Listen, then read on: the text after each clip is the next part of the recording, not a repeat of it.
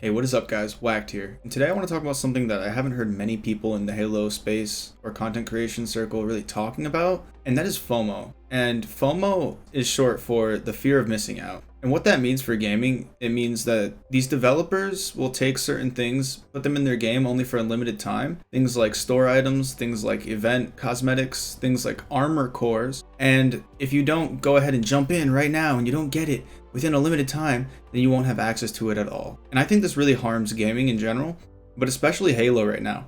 I want you to go ahead and put yourself in the shoes of little Timmy, who's 13, 14 years old, right? He just is getting sick of playing Fortnite and Battle Royale games. Maybe he doesn't like playing Apex Legends anymore. He sees this cool game with the cool spacemen called Halo.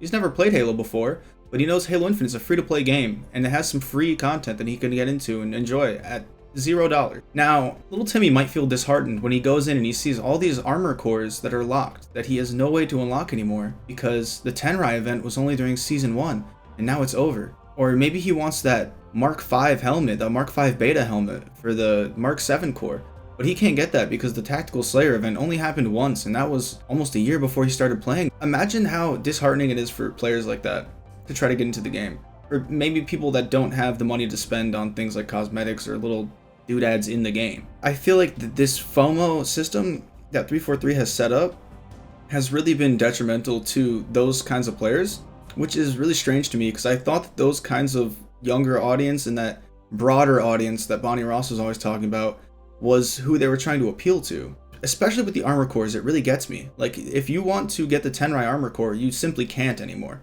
If you want to get the Halo Reach armor core, as of right now, I know it's going to be free inside the upcoming 30 tier battle pass, which, I mean, that's nice, but as of now you can't get it unless you played and got the season 1 battle pass. And the same thing for the Eagle Strike. I think there might still be one more week of that. I really don't know. I kind of tuned out of the Eagle Strike event once I finished my pass, but if someone was to start playing the game right now and they like that armor core, then they can't get it. And I think that we need a system that at least allows people to get the base armor cores and stuff.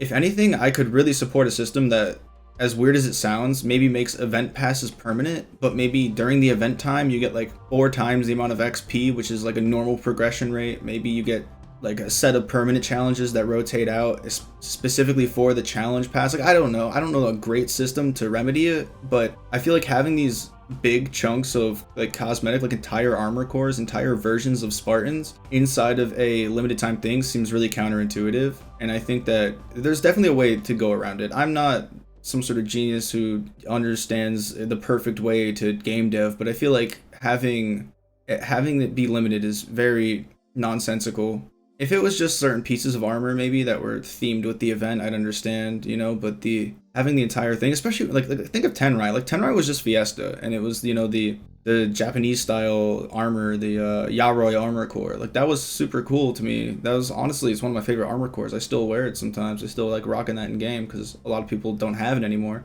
And I have like some of the, end of the past cosmetics that look really cool. And people just don't have access to that, and it's really lame. So I think maybe trying to find a way to make passes permanent, but during the event time, making it like you progress 4 times faster, or like when you try to progress out of the event time, you progress like only 1/4 of the speed you usually would during an event, or something like that would be a good avenue to go down. But let's talk about things besides Halo Infinite. You guys recall the little update that just came to MCC? It added a bunch of cool armor pieces, a lot of cool stuff to the store in the MCC. Why was that not just in a battle pass? I know I might be getting nitpicky. Of course, I'm just happy to have any new content for MCC. That is a wonderful thing.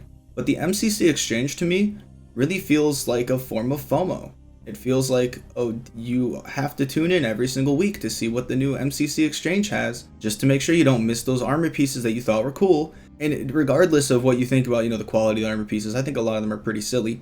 But there's some cool ones. I really like the Gundam armor, even though it completely is out of character. I think it's kind of neat, It's something new and cool that we haven't seen before. It's 343 trying new things. And I even missed out some of the pieces of that armor set that I wanted because there was a week that I didn't really play MCC. I was playing Halo Infinite with friends. And I feel like that is not a way that feels rewarding to the players to earn their armor through like a time cycle store exchange system, whatever you want to call it. I feel like it should just be like a little however many tier battle pass thing that you can unlock just like the other ones. even if it wasn't as much content, it would still be justifiable to put it into a pass and just call it like, I don't know, MCC. I don't even know. You can just call it the fracture. I don't even know what you call it.